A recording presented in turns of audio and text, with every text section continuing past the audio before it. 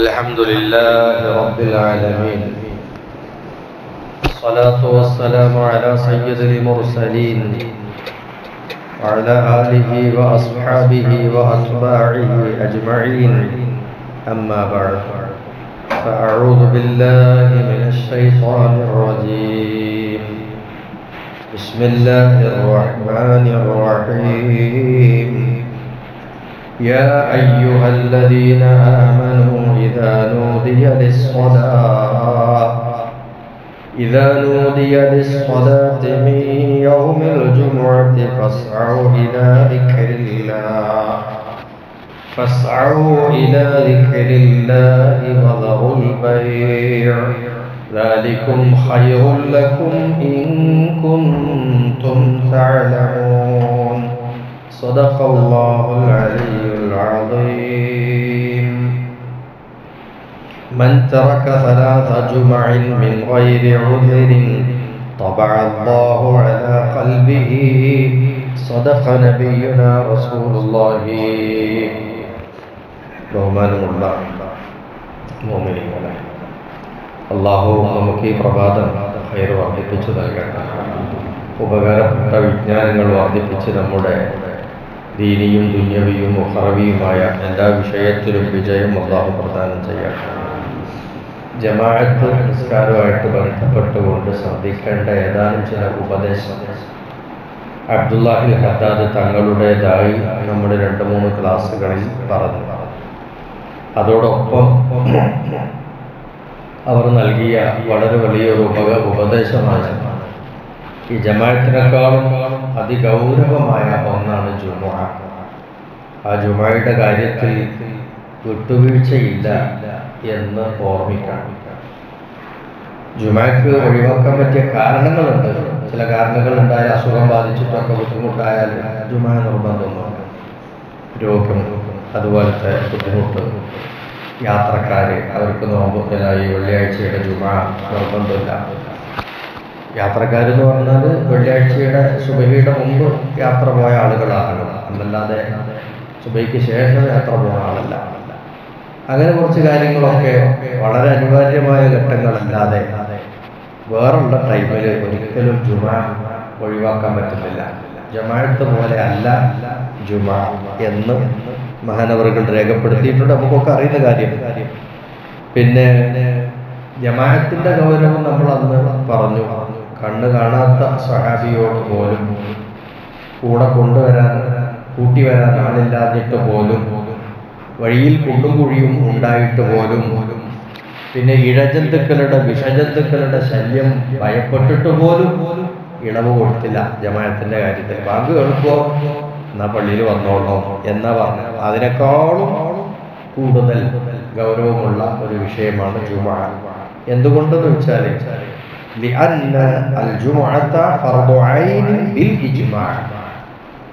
ഈ ജുമുഅ എന്നുള്ളത് ഫർദ് ഐനാണ്. അതിൽ ഒരാൾക്കും ഒരു ഇമാമിനും ഒരു വ്യത്യസ്ത അഭിപ്രായമില്ല. എല്ലാവരും ഏകകണ്ഠമായി അഭിപ്രായപ്പെട്ടിട്ടുള്ള ഒരു വിഷയമാണ് ജുമുഅ എന്ന് പറയുന്നത്. ഫർദ് ഐനാണ്. ഈ ഫർദ് ഐൻ എന്ന് പറയുന്നതിന്റെ അർത്ഥം എന്താണെന്നറിയോ? ഫർദ് ഐൻ, ഫർദ് കിഫ, ഇങ്ങനെ 2 തരമുണ്ട്. അതുപോലെ സുന്നത്തുകളുടെ കൂട്ടത്തിലുണ്ട് സുന്നത്ത് ഐന്, സുന്നത്ത് കിഫ എന്നൊക്കെ 2 ഈ ഫർദ് ഐന്, ഫർദ് കിഫ ഇത് തമ്മിലുള്ള വ്യത്യാസം, ഒന്ന് ഓരോ വ്യക്തിയും തന്നെ ചെയ്തിരിക്കണം, അതാണ് ഫർദ് ഐന്. ഫർദ് കിഫ എന്ന് പറഞ്ഞാൽ ഓരോ വ്യക്തിയും തന്നെ ചെയ്യണമെന്നില്ല. ആരെങ്കിലും ചെയ്താൽ ആ മൊത്തത്തിൽ ആ ബാധ്യത ഒഴിവായി കിട്ടും. ഇപ്പൊ ഒരു നാട്ടിൽ ജമാഅത്ത് സ്ഥാപിച്ചാൽ, 5 വക്ത് ജമാഅത്ത് ഒരു നാട്ടിൽ സ്ഥാപിച്ചു കഴിഞ്ഞാൽ ആ ജമാഅത്ത് നിർത്താൻ പറ്റില്ല. അത് തുടർന്നു തുടർന്നേ പോകണം. ആ ജമാഅത്ത് ആ നാട്ടിലുള്ള ഓരോ വ്യക്തികളും ആ ജമാഅത്തിൽ വന്ന് പങ്കെടുത്തിട്ട് ജമാഅത്ത് നടത്തണമെന്നുണ്ടോ? ഇല്ല.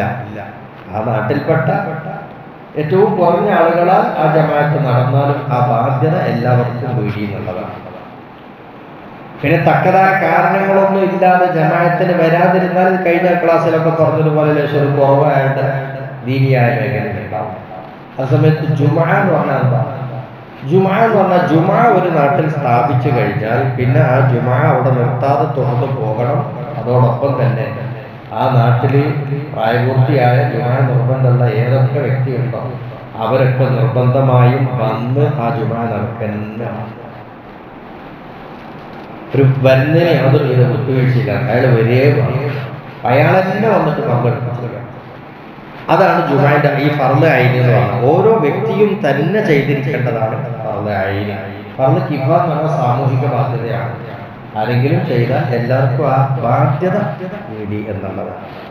ഈ ജുമാ എന്ന് പറയുന്നത് വെറും 2 റക്അത്ത് നിസ്കാരമാണ്. അപ്പോൾ 2 ഖുതുബ 2 റക്അത്ത് നിസ്കാരം. സാധാരണ ലോഹർക്ക് 4 റക്അത്ത് നിസ്കാരമാണ്. പക്ഷെ ജുമാക്ക് 2 ഖുതുബയും 2 റക്അത്ത് നിസ്കാരം.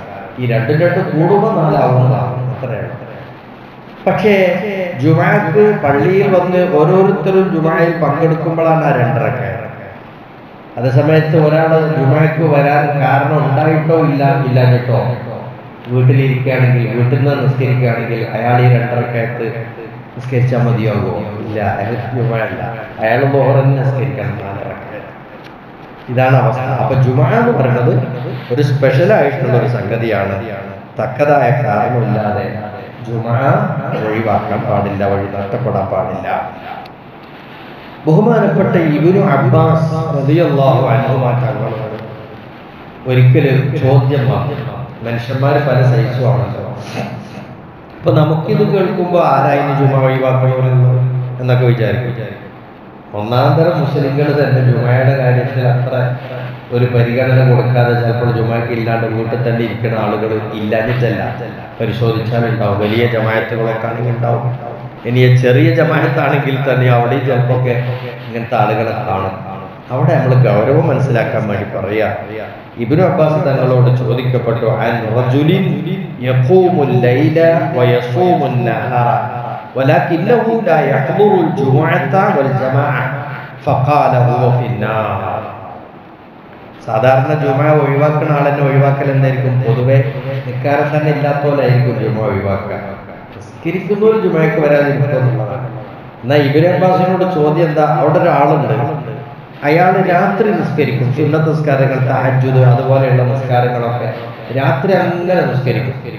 പക്ഷെ പകലിൽ നോമ്പും പിടിക്കും. എന്നാൽ അയാളെക്കാളും വലിയ മുത്തക്ക് വേറെ ഇല്ല. ആലോചിക്കുന്നത് രാത്രികൾ മുഴുവനും നിസ്കാരവും പകല് മുഴുവനും നോമ്പും.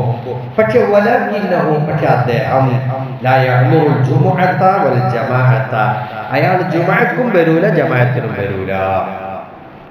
പള്ളിയിലെ ജമാഅത്തിനും അയാൾ വരൂല, ജുമുഅക്കും വരൂല.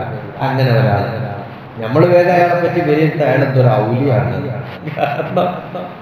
ഇങ്ങനത്തെ ആളുകൾ ജുമുഅക്കും ജമാഅത്തിനും വരാണ്ട് പള്ളിയേറ്റ് ബന്ധമല്ലാണ്ട് വലിയ വർത്താനം പറഞ്ഞ് വീട്ടിൽ കൂടുന്ന ആളെ കണ്ടാൽ നമ്മൾ വേഗം ഔലിയാകും. ഇബ്നു അബ്ബാസ് തങ്ങളോട് ചോദിക്കുകയാണ്, രാത്രി മുഴുവനും നിസ്കരിക്കുകയും പകല് മുഴുവനും നോമ്പിൽ കഴിയുകയും ചെയ്യുന്ന ഒരാൾ പക്ഷേ ജുമുഅക്കും ജമാഅത്തിനും വരൂല, അങ്ങനത്തെ ഒരാളുടെ അവസ്ഥ എന്താണ്? ഫഖാല ഇബ്നു അബ്ബാസ് റളിയല്ലാഹു അൻഹു പറയുന്നു, ഹുവ ഫിന്നാർ, നരകത്തിലാണ്. അപ്പൊ രാവും പകലും നോമ്പ് നിൽക്കാനായിട്ട് കഴിഞ്ഞാലും ജുമാ ജമാഅത്ത് ഒഴിവാക്കുകയാണെങ്കിൽ പിന്നെ ഓന്റെ കാര്യത്തിൽ വലിയൊരു പ്രതീക്ഷ വേണ്ടത്. ഹുവ ഫിന്നാർ, നരകത്തിലാണ്. ഫലാ യതഖല്ലഫു അൻഹാ ലിഗൈരി ഉദ്രിൻ സഈൻ. മഹാന്മാര് പറയാണ്, അബ്ദുല്ലാഹി ഹദ്ദാദ് തങ്ങൾ പറഞ്ഞ വരികളാണ്. ഒരു ശരിയായ തക്കതായ കാരണമില്ലാതെ ജുമുഅക്ക് വരാതിരിക്കൂല ഇല്ലാ മുനാഫിഖുൻ മുർതാബ്. അള്ളാഹുവിലും അള്ളാഹുവിന്റെ ദീനിലും സംശയിച്ച് കളിക്കുന്ന കപടവിശ്വാസി അല്ലാതെ ജുമുഅ ഒഴിവാക്കൂല. അപ്പൊ ജുമുഅ ഒഴിവാക്കുന്നത് നമ്മളുടെ വിശ്വാസത്തെ പോലും ബാധിക്കും. സത്യത്തെ പിഴവായി കണ്ടിട്ടുള്ള ഒരു മോഡേൺ ആയ ആളുകളെ അത് ഒഴിവാക്കുള്ളൂ.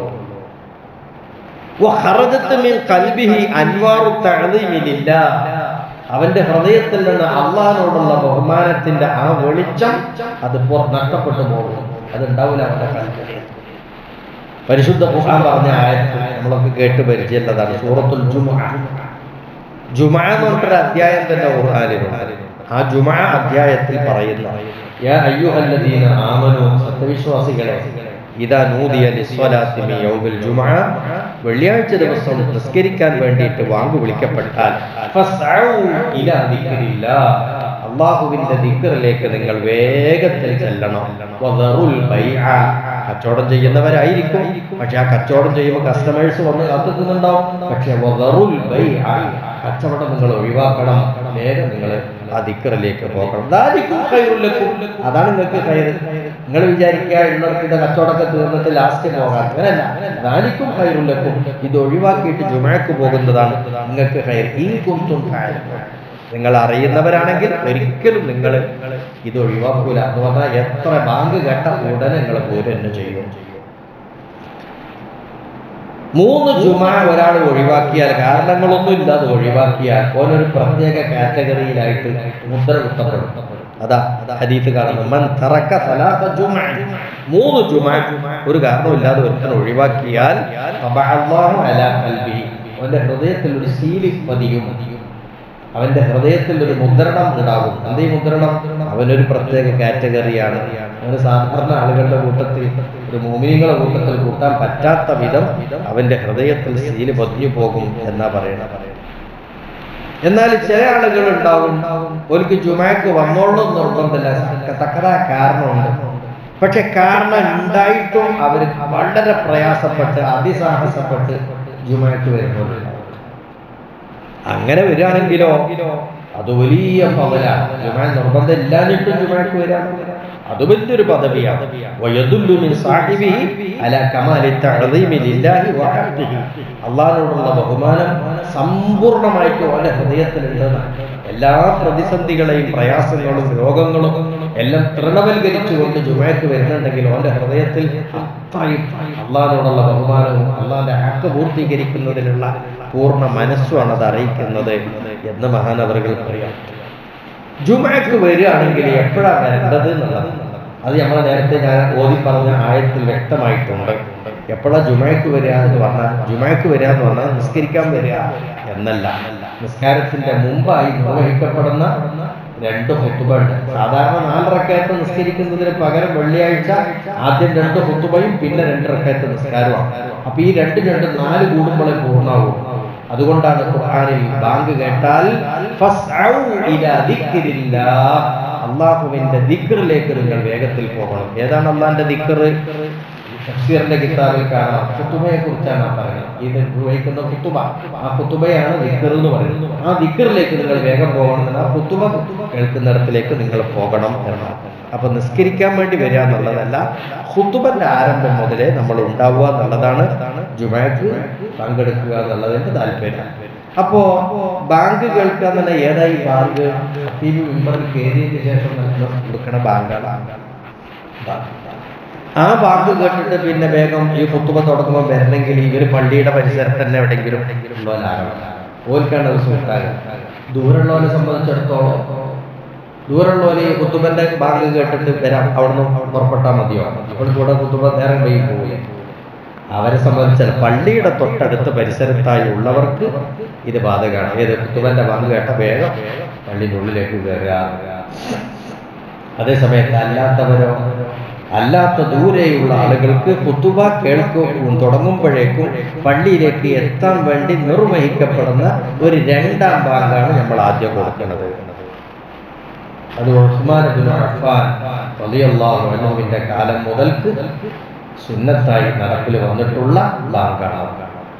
ആളുകൾ പെരുപ്പം ആയി, പല ജാതി പല നാട്ടിലേക്കും വിപുലമായി താമസം ഒരുക്കിയ ആളുകൾ ഉണ്ടായി, താമസിക്കുന്നവരുണ്ടായി. അപ്പൊ ഈ ഖതീബ് മിമ്പറിൽ കയറിയിട്ടുള്ള ബാങ്ക് കേട്ടിട്ട് ഖുതുബ കേൾക്കാൻ വേണ്ടി എത്തുന്ന ദൂരത്തിലല്ല അവരുള്ളത്. അപ്പൊ എന്ത് ചെയ്തു? നേരത്തെ ബാങ്ക് കൊടുത്തു. അപ്പൊ ഈ നേരത്തെ കൊടുക്കുന്ന ബാങ്ക് എന്തിനാന്ന് വെച്ചാൽ ദൂരമുള്ളവര് ഒക്കെ എന്ത് ചെയ്യാൻ വേണ്ടി പള്ളിയിലേക്ക് വേഗം വരാൻ വേണ്ടിയിട്ടാണ് ആ ബാങ്ക് കൊടുക്കുന്നത്. ഇതിനാണ് ആ ബാങ്ക്.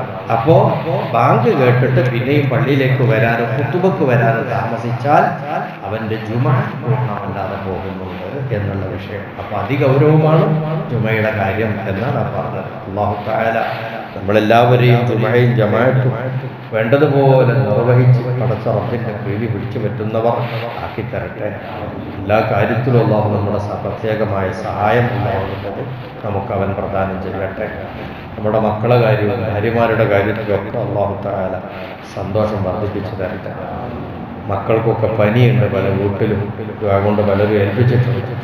അല്ലാഹു തആല മക്കളുടെയും കുടുംബത്തിൻ്റെയും നമ്മുടെയൊക്കെ ശാരീരികമായ അവസ്ഥകളിലെല്ലാം അല്ലാഹു റാഹത്ത് പ്രദാനം ചെയ്യട്ടെ. എല്ലാ തരത്തിലുള്ള രോഗങ്ങളും പ്രയാസങ്ങളും അല്ലാഹു തആല നീക്കി തരട്ടെ. വആഖിറു ദഅ്വാനാ അൽഹംദുലില്ലാഹി റബ്ബിൽ ആലമീൻ.